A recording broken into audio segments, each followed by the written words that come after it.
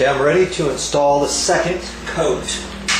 And I told you I was going to show you something different. Now, on the first coat, we saturated it. Now this coat here, I'm not going to cut it in around the edges with the paintbrush or anything like that, because I got that nice, full coat all the way around the edges. And when people walk on the floor, are they going to walk up next to the wall or behind the toilet or over by the washing machine or anything like that? No, they're going to walk out into the middle.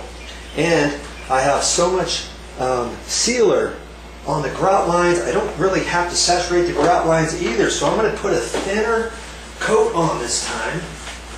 And I'm just going to go around the edges and get up close. But I don't have to get all the way to the wall. You know what I mean?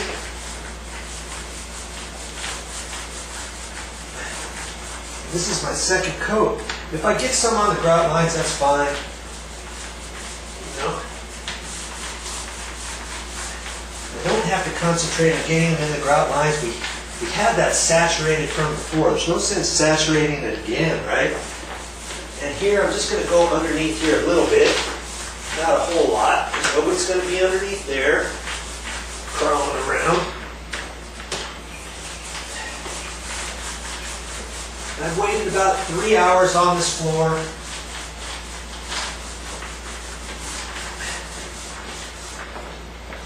Okay. This is going to be a non-stop video. You can see in real time how long it takes.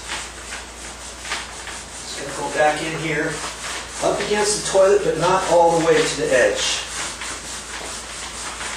And if you don't feel comfortable with that, on your roller, you've got an edge here, and here's the roller. You could put this face right here up against the toilet, up against the baseboard, but sometimes you get some overage on there. So, you know, you could run that up there until you feel it, hit, or you can go just up there close. You know, you don't have to get any closer than that. Okay, you can keep away about an inch or so. That's why I like these little mini rollers. You can do that and you can still have some control. So I'm going to go back in there a little bit next to the toilet.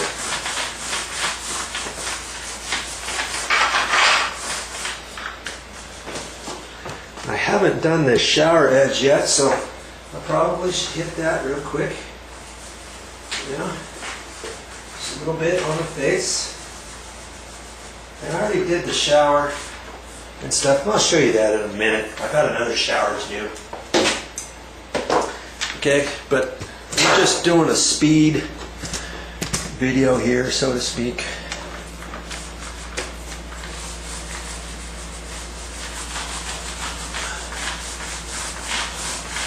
Not going to spend an arm and a leg time-wise with this second coat.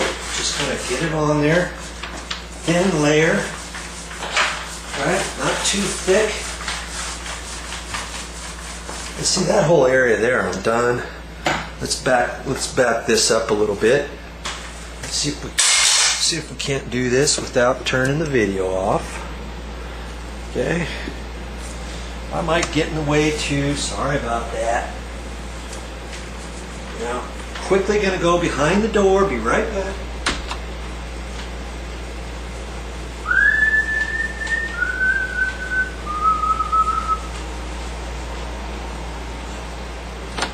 Okay, behind the door is done.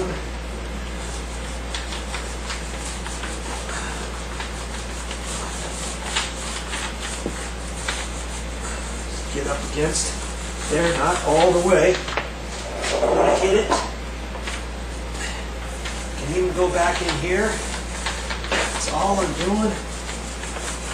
See how nice and easy it can be for your second coat. I don't have to go through cutting it all in. I used to cut it all in, but after realizing it really doesn't do any benefit per se of doing that, except mine of knowing that I was doing 100% project, you know what I mean?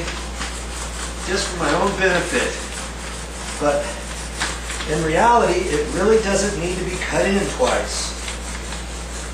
Okay? I'm almost done. How long did that take? few minutes, 3 minutes, 3.5, however long this video is. That's how long it's taken. Let's get you down here.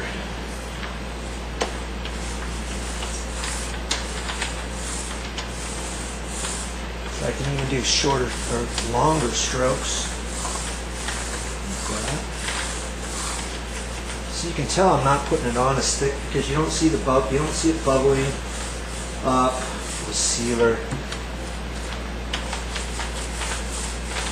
as much. You know. There you go. 1-4 with the second coat, ready for business.